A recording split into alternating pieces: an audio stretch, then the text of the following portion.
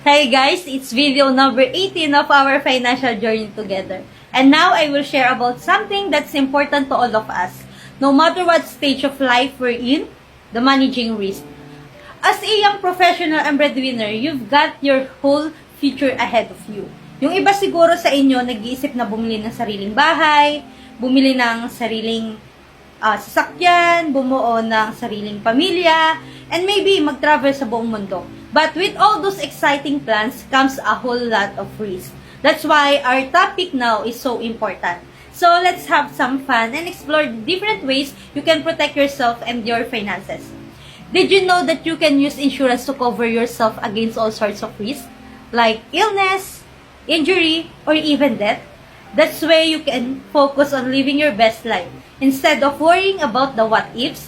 And speaking of protecting your future, you have considered starting a retirement account.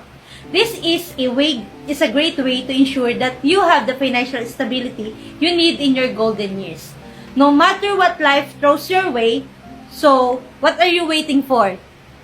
Book a call with me today. Just scan the QR code presented on the screen and let's chat about how you can manage risk and protect your future. I'm here to help and make sure you're on track to achieve all your financial goals. Watch my video number 19, Estate Planning.